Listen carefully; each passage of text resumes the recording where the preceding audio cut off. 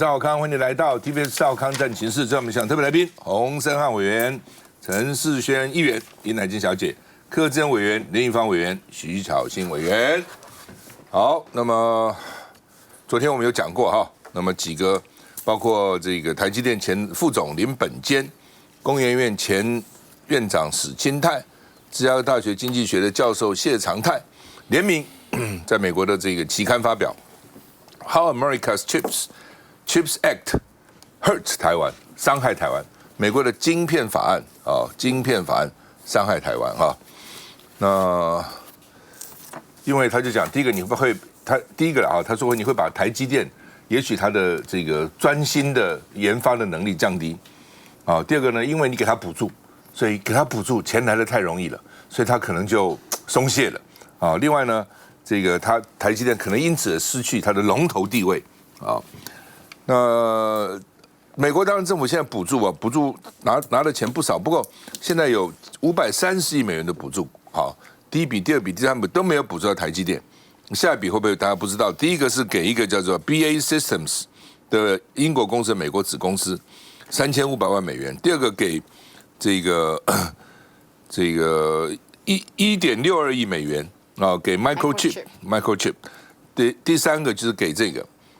格罗方德啊，格罗方德。那台积电的前副总林本坚说，如果台积电失去主导地位，就会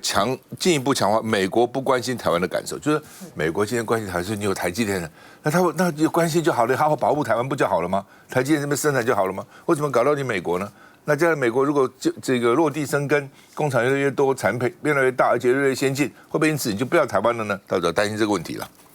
台湾就没有那么大的价值了嘛？那到底台积电可以得到多少补助？美国的商务部长雷蒙多说，有要求的一半就不错了哦。你们这是漫天要价，我就地还钱。张忠谋其实很早就讲过，说台积电到美国缺人才，成本有高，所以呢，已经没有什么全球化了。全球化就是说哪里生产成本低就哪里生产，然后取得各种优势。那你既然都要在自己地方生产，有什么全球化呢？全球化呢？我们看一下。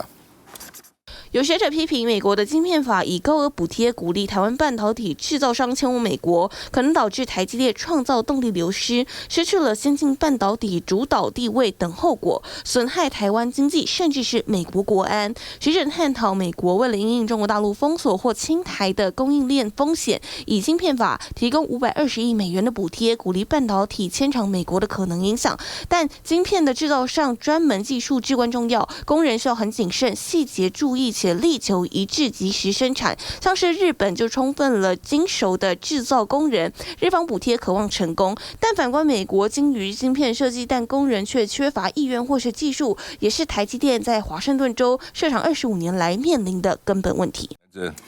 我觉得张忠谋之前本来就已经说过了，这个台积电要在美国那个人事的成本很高。我想大家都有很多的经验，如果你有小孩或是有学生在美国的话，其实台积电在 Phoenix 的厂里面有非常多台湾的留学生，毕业完之后就到台积电。那对很多台湾的父母来说，哇，你可以进到台积电是何等重要的一件事情。但是你不要忘记，台湾的台积电跟美国台积电很不一样。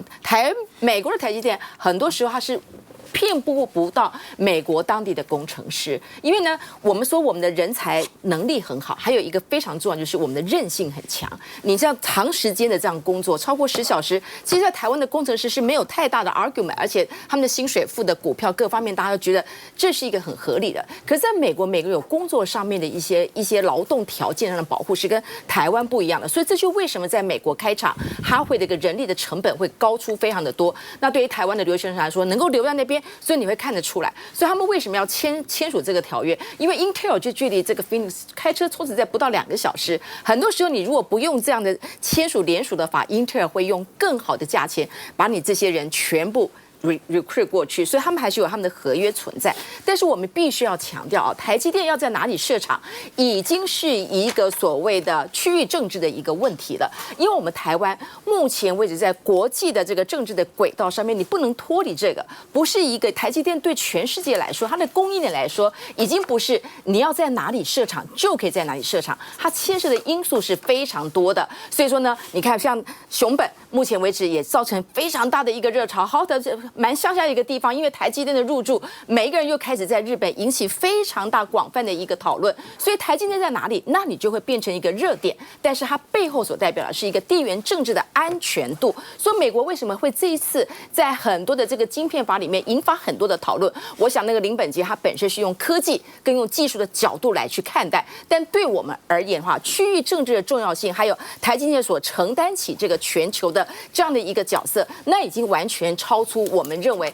台积电在商业上面的一个手法。最后还是要提到，以台湾来说，真的还是希望它最科技的、最先进的部分能够留在台湾的一个本土。对我们来说，不管台积电在未来在这整个区域政治上所占用的一个角色，如果能够把这个所谓最先进的科技留在台湾，我想这对于台湾来说还是一个相当重要的一个因素里头。梁玉兄，其实我们现在看了晶片的问题哦，就在国际政治舞台，大国跟小国之间的关系的问题。这个问题是真的非常的复杂，很多时候小国必须依赖大国保护，但是常常呢，大国也会利用它的这样的一个比较高的这样一个位置，对小国予取予求。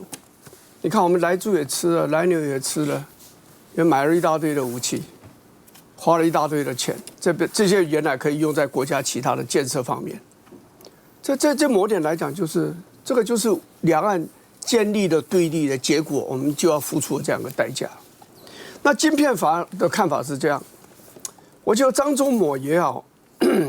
我们这3位作者也好，他们讲的其实是对。其实他们讲的一个问题就是说，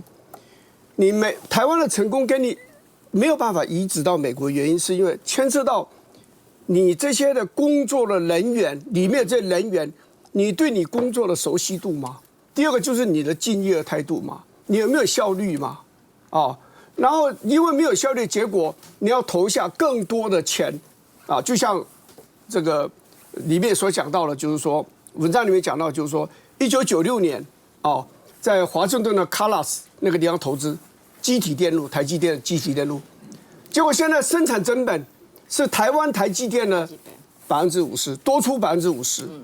好，那我现在要讲的一件事是这样，就是说美国为什么要叫台积电到美国去投资？他讲的很好听，就是说因为台湾太危险，台湾又那样重要，然后到时候这个供应链如果断了，晶片供应链断了，全世界都要受害，所以我们起来到一个比较安全的美国来。其实不是那么简单啊，很重要一件事是美国认为要借两岸之间的冲突这件事情，要把台湾最美丽的那颗果实要摘到美国去，要在美国那个地方去让它活下来，继续开发结果嘛，就这样子嘛。所以雷蒙多讲了，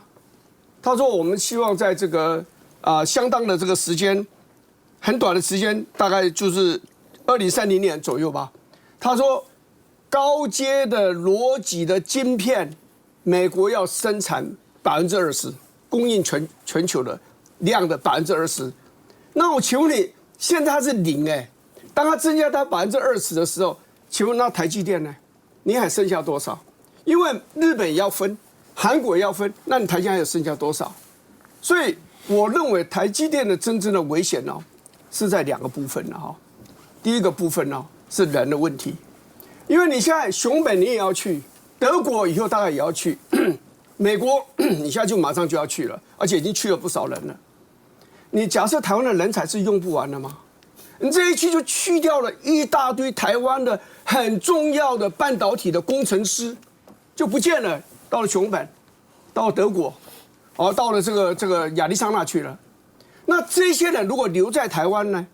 他可能继续贡献台积电。如果他没有继续贡献台积电，会到台湾的其他的公司、其他的工厂去服务，一样是造福台湾，而且跟留台湾。第二个，不要忘记还有一件事情，这些人的收入都是高于台湾一般的平均的收入的人口，而且有的高出非常的多。他们留在台湾，也同时会保证台湾有一批高收入的人在台湾继续消费，带动台湾至少园区周围的这样的一个繁荣。第二个最重要一件事，你到了美国去，我们刚刚讲到这个Callas 这个城市，华盛顿州的这个成本比台积电就要高出50%，这个基体电路厂。那你现在台积电的成功是在于哪里？是一批人非常的训练的非常好，而且24小时随时就要加班，他都干。好，所以赚了很多钱。然后他用了这些的钱去投资，台积电每年投资的金额是非常吓人的。那我现在请问你，他现在到了美国去设这工厂，不管成不成功，一大堆的钱要消耗在美国。台积电未来还有这么多盈余吗？当你没有这么多盈余的时候，你如果持续的投资，保证你全世界第一呢？我们今天看到一个消息，韩国打算投下这个多少钱？15兆台币，要在汉城的南部设一个大概3万个足球场的这样一个大园区、大的聚落，它要成为全世界最大的半导体的聚落。我想问的一件事就是，我们台积电不是没有竞争者三星，这个 SK 海力士。还有很多其他的，日本未来也会有，所以我们是不是应该要跟留台湾？可是我也不会去责备民进党政府，虽然他也要负相当的责任，因为你小国跟大国玩游戏，到最后结果就一定是这个样子的嘛。杨伟，我觉得有几点啊。第一点，我先讲现在现实的状况。现在现实状况确实，台积电在全球的各大半导体厂里面，确实现在是一个领先的位置，尤其是在先进制程的部分，大概在2奈米以下。目前台积电确实是没有对手，而且也预计接下来台积电非常非常大的利润会是在2奈米以下。也就是说，因为它没有对手，所以它在定价上面就有很高的优势，就不会有一些竞争上面在价格上面的效应。那美国想要把台积电拉到美国本土这件事情，我觉得不意外，因为其实美国做这件事情也不是只针对台积电，基本上它在电动车产业各方面的产业都希望美国原本在各个地方的卫星工厂的这些制造业回到本土，所以它也不是只是台积电。那现在确实台积电在 Phoenix 在 Arizona 的这个厂，坦白说，目前建厂到现在，其实挑战还是非常非常多，尤其其中最大的挑战是在人才上面，尤其它很难找到像台湾这种可以3班制的工程师，这是一个最大的挑战。那我反而觉得，其实比较可以甚至是注意的，其实反而是现在台积电在熊本新开的这个厂的状况，反而现在比较有可能发展成一个模式的是在日本熊本，包括是它跟 Sony 之间的这一连串跟日本政府的合作，比较有可能形成一个台积电海外设厂新的模式。我反而比较关注这个部分，但当然，我觉得可以把这个林本坚先生的这样当作是一个提醒，但就实际的状况来说，我想其实不管是张忠谋也好，不管是刘德英也好，其实大家现在都会对于台积电要去美国设厂这件事情有一定的程度的头痛。但大家现在讲到晶片法，晶片法的源头是什么？晶片法源头其实是像 Intel 这些公司，其实在跟美国政府拉比的时候，希望它可以拉近一点跟台积电的差距，所以不断的去游说美国的商业部要给像 Intel 这些公司一些多一点的补助，包括高通、Intel 等等补助。但基本上现在 Intel 跟高通比较多，他们可能发展的产能可能还是在成熟制程的部分。那成熟制程还要再看另外一个竞争的对手，尤其可能是现在中国。中国其实可能接下来会在成熟制程投入蛮多的力气跟资源，所以成熟制程接下来在价格上面可能会跟台积电比较有竞争力。但我自己是觉得，对于先进制程，尤其是2奈米以下，我是觉得对台积电还是有一定的信心，这也是台积电比较未来的利润盈余的所在。我是觉得我不是那么悲观，当然可以把林先生的这个当作是一个重要的提醒啦。很重要一点呢，就是说台积电到美国对台积电的好不好？当然不好，不好。那美国当然希望所以在副总统选举辩论，我就问萧美琴，我说你在美国关系非常好，美国国会议员非常喜欢你，你有没有替台积电讲话？你有没有替台积电争取？我尽量不去美国，你有没有讲？他没有回答，休息一下再回来。很好，就是没有。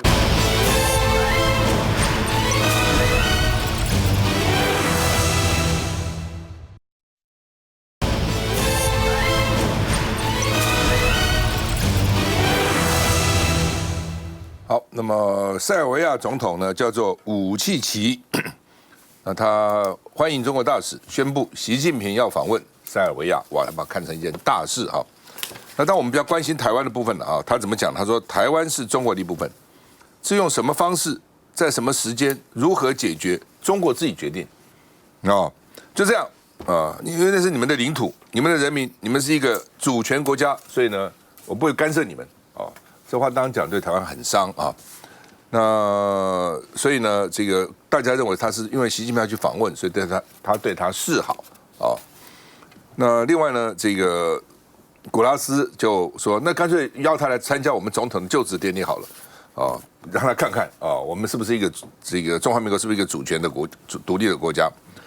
大陆最近就出版一个台湾通史，就连战父亲连横啊的连战祖父啦，连横的中国通史，他把它第一个那里面很多是文言文嘛，所以第一个要翻成一般的文啊，繁体字的文，也要翻成简体字的文哦，所以呢，国台办就说呢，民进党在去中国化哦，这本书是反台独有力的举措，因为他讲得很清楚哦，那个时候台湾是怎么样从中国过来，台湾跟中国的关系啊等等等等啊，因为那个时候呢，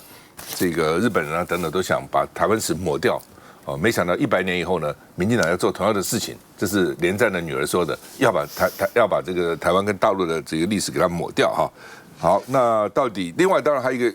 一个重要的宣布，就大陆宣布503航线已经搞了这个走了这么久了哈。那到现在为止呢，每天飞行65架次，哦，南下53架次，北上12架次。啊，所以很安全、很可靠。你们当时台湾反对，那本来就国际都很欢迎啊，而且呢，将来呢 W12、W13也要走了。那台湾其实比较在乎的是 W12、W13是这条福州西向东7.8啊，然后呢，这个厦门西向东啊，那12、123，那么这个航线啊，大家认为，因为它这样航线虽然离中线比较近，它到底还在中线那边嘛？你这样的话呢，就西向东会不会直接过来？大家怕这个，我们看一下。There have been efforts to externalize, to internationalize the question of Taiwan. With us, it is very simple. I'm not going to take more than 10 seconds about it. You can count it. Taiwan is China. And it's up to you what, when, how you're going to do it. Full stop. We know one China, that is the policy and politics of Serbia. That will be our politics in the future. That's your territory. This is your people. And you're a sovereign nation. You take decisions by your own. And you'll always have support of Serbian people. That's it.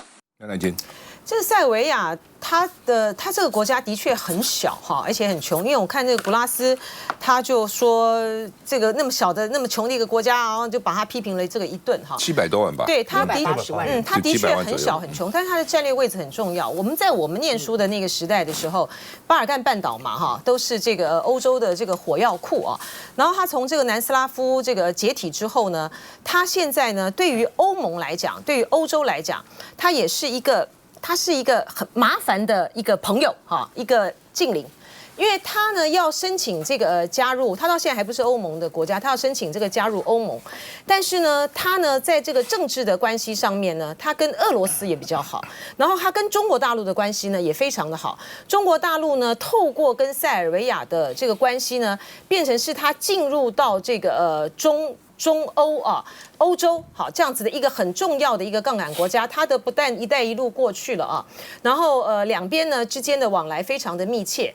习近平呢说这个塞尔维亚呢是这个中国的铁杆朋友，然后呢最近呢大概这个习近平呢很可能要去访问欧洲的时候呢，也要去访问这个塞尔维亚，所以我觉得塞尔维亚总统的这样子的一个表态，谈到台湾的这个问题，其实这是一个很正常的一件事情，就说他不需要就是古拉斯他可能也有他自己的这个立场来做这个反应，就对我们来讲，这个塞尔维亚总统的这个表态一点都对于台湾目前两岸关系的情势、国际地位呢是没有任何实际上的这个影响性的哈。他并不是说一个过去呢曾经呢非常支持台湾的一个国家，现在突然转向，没有啊，他的态度本来就这样。对我们来说呢，真的是实际上应该要很关心的，就是在这个M503他已经这样走了，然后呢，接下来呢，这个W122 W123他也准备就绪了哈，然后要来开始这个试航了啊。这件事情呢，对于台湾来说，在这赖清德当选了之后啊，赖清德当选之后，其实我们看到国台办的第一时间的反应呢，是相当克制的哈。就是他针对目前台湾的选后的这个形势，他就说，这个赖清德呢是少数当选，哈，所以呢，台湾多数的这个主流的民意呢还是反对台独啊，如何如何。然后他并没有说在说立刻那赖清德当选之后呢，他就怎么断了，就是又开始针对我们的这个 ECFA 来展开了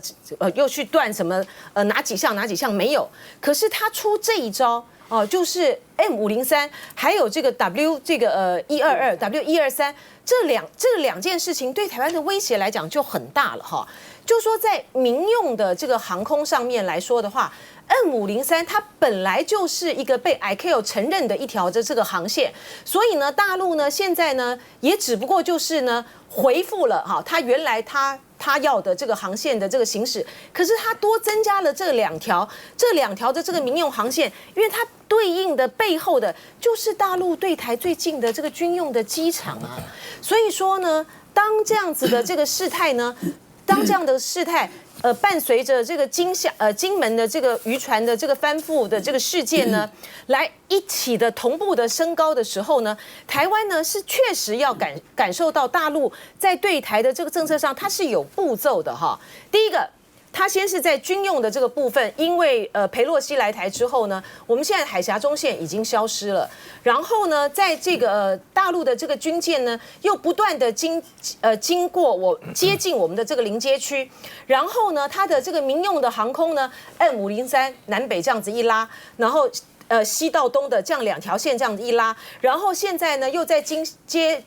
厦的这个部分的时候，它的海警船、海监船什么的又到了我们的禁限制水域，所以台湾呢应该要很慎重的对待这件事情。可是到目前为止，其实我们对于它在这个民用航线上面所采取这样的一个措施，台湾除了这个表达关切啊、抗议之外，其实是无计可施的。那嘉欣。其实为什么我们从刚才的晶片一直谈到现在，包含 M503，它整个对台湾的国际情势，它是一体两面的。我们就先看，如果说晶片法它对于包含是台湾这个台积电可能减少在台湾的投资，它影响到的也是台湾未来整体的发展。那在这个两岸之间互动的时候，那对于美国、日本对台湾的支持程度，它其实某种程度也会有所影响。所以为什么我们一直希望可以留台积电在台湾？那也是在未来，如果真的遇到很多需要美日他来帮忙、来声援的时候，我们可以更有机会有一个筹码跟对方去谈判。但如果我们是把台积电就等于是说半买半相送给别人了，那我觉得呢，这对于台湾未来长远的发展会有所影响。我们就讲 M503航线好了，这就是一个过去呢这个马政府时期可以去跟中国大陆去做谈判，而到了蔡政府乃至于未来的赖政府可能没有办法再继续执行下去的。当时 M503航线在民进党做在野党的时候，他们非常非常的反对，所以呢，马政府在2015年的时候呢，他跟对岸协商，那就往西偏离航线25公里。那所以呢，这个事情呢，虽然民进党还是非常的不满，但至少大家可以看到那条线呢，它红色的嘛，往西一点点，让我们呢也缓解一些我们的压力，对国人也能够交代，也展现出两岸之间是能够透过协商谈判。有这样子的一个方式的结果呢？现在那又回来了，那我就问，回来以后，那民进党的做法是什么？那有什么办法吗？我们再回过头看海峡中线。当时共机飞过海峡中线的时候，我们也说慈母守中线，第一次要赶快把这个共机赶走。结果人家来了第二次、第三次、第四次之后呢？请问我有没有什么具体的做法？民进党有没有什么具体的做法？没有嘛。再来还有金门当时来的无人机，那时候按照我们的 SOP， 无人机来应该要立刻击落的，结果呢没有击落，弄了2、3次，后来是到群体沸腾。我们在节目上也讨论了很多次，觉得你怎么会对于中国大陆这么软弱？你不是号称你要抗中保台吗？怎么什么事都没有做？他才把它击落下来。那最近等一下我们可能会讨论到的所谓的这个我们的禁止海域的部分，那海警船开始开过来，那请问我们现在的民进党政府对渔船倒是很凶狠，对中国大陆的渔船很凶狠的，但是对人家的海警船就是口头上面驱离，就这样子就让他过了吗？所以我们一直在告诉大家的是什么？民进党口中说的抗中保台，那都很好听，但实际上真正最后导致于两岸之间我国主权实质上不断丧失的，然后没有实际作为的，刚好就是这个民进党政府，这不是非常讽刺的黑色幽默吗？最强调抗中保台的人，最后在实质上是让台湾主权、中华民国主权最倒退的人。接下来再回来。